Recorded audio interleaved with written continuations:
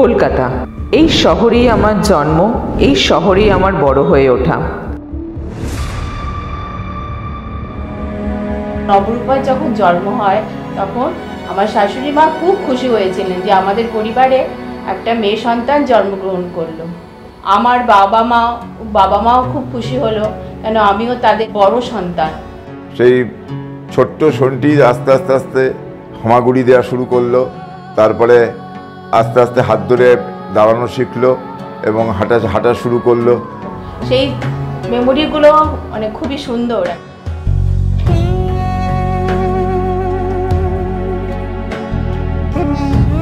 বহু সময় পেরিয়ে গেলেও আজও কলকাতাকে সেই একই রকমই মনে হয়।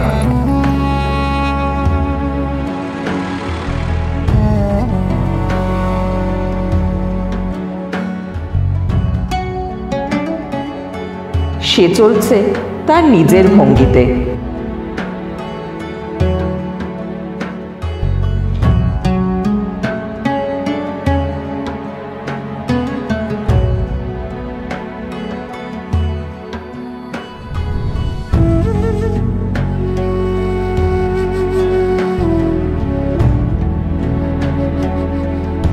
অস্তমিত সূর্যের আর পড়ন্ত বিকেলের রোদ গায়ে মেখে দিন ও সাঁঝের সন্ধিক্ষণে দাঁড়িয়ে আমি।